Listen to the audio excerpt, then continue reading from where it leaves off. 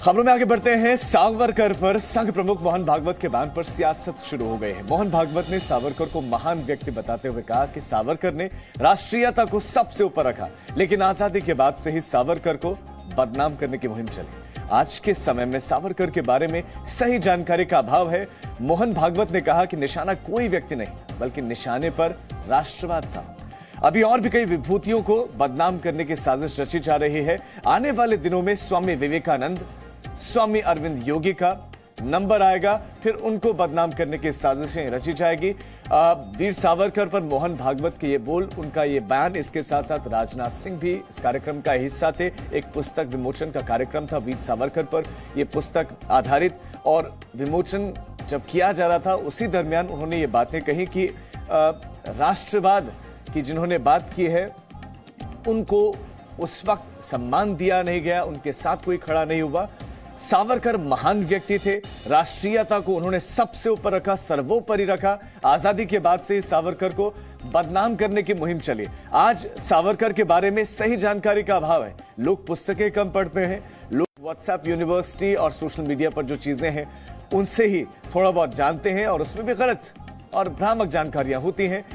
उन्होंने कहा कि सावरकर ने कभी भी हिंदू मुसलमान के बीच में अंतर नहीं देखा। सावरकर कभी आंख मूंद कर फैसला नहीं लेते थे।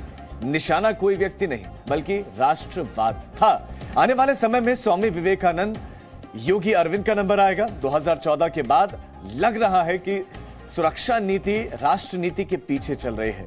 हिंदुत्व एक ही है, वो पहले से है और आखिर तक वो ही रहेगा। विभाजन के बाद पाकिस्तान गए मुसलमानों का आदर तक नहीं हुआ।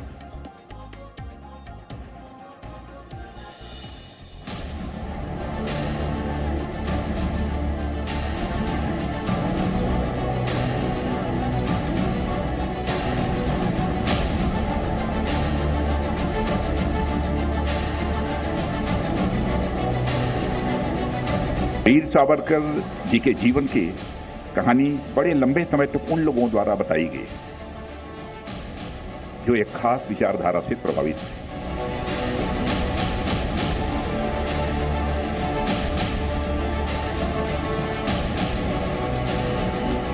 सेल्यूलर जेल के कैंपस में प्रवेश करते ही एक अलग ही एहसास मन मस्तिष्क में भर जाता।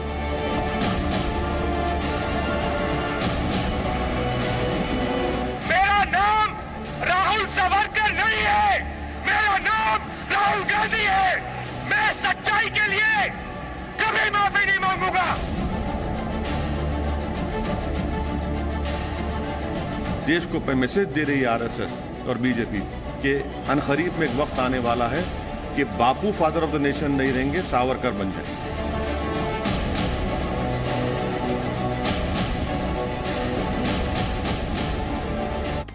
रक्षा मंत्री राजनाथ सिंह ने दावा किया कि महात्मा गांधी के कहने पर सावरकर ने दया याचिका लगाई थी। राजनाथ सिंह ने कहा कि सावरकर के बारे में खास विचारधारा के लोगों ने गलत बोला। वीर सावरकर महान थे और रहेंगे। एआईएमआईएम अध्यक्ष ओवैसी ने राजनाथ सिंह पर पलटवार किया। ओवैसी ने कहा कि इतिहास को तोड़ मरोड़ कर पेश किया जा रहा है, और अगर ऐसे ही चलता रहा तो एक दिन महात्मा गांधी को हटाकर सावरकर को राष्ट्रपिता बना देंगे। वीर सावरकर जी के जीवन की कहानी बड़े लंबे समय तक उन लोगों द्वारा बताई गई जो एक खास विचारधारा से प्रभावित थे अथवा एक खास विचारधारा के लोग थे। इसलिए हमारे देश में एक बड़ा तबका वीर सावरकर की जीवन यात्रा को, उनकी विचारधारा को न तो सही तरीके से समझ पाया है और न उनकी देशभक्त, उनके महान व्यक्तित्व को समझने की उसने कोशिश की है। और मैं कहना चाहता हूं कि उनके महान व्यक्तित्व और उनकी देशभक्ति से वो अपरिचित रहा है। वीर सावरकर जी एक महान स्वतंत्रता सेनानी थे, इसमें कहीं दो मत नहीं है।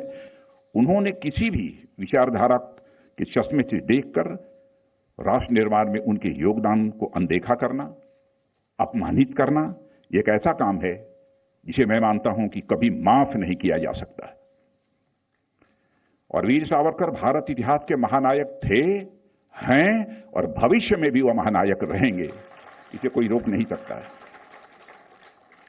आप खुद सोचिए कि देश को आजाद कराने का उनका इरादा कितना मजबूत रहा होगा कि अंग्रेजी हुकूमत ने उन्हें एक नहीं बल्कि दो बार आजीवन कारावास की सजा दी थी।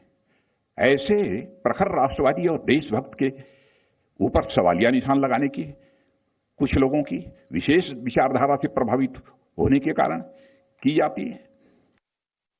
आंखों में धूल झोंकने के आदी हैं लोग और ये समझते हैं कि इस तरह से कवर अप करेंगे, इस तरह से आदि सच और पूरा झूठ बोलेंगे तो देश एक्सेप्ट करना शुरू कर देगा। सबसे तकलीफदेह बात मुझे बहैसियत पार्लियामेंटेरियन ये है कि पार्लियामेंट के सेंट्रल हॉल में एक तरफ महात्मा गांधी की फोटो है और उसके राइट ऑपोजिट सावरकर की फोटो है, जिसको जस्टिस जीवनलाल कपूर कमीशन ने कहा था।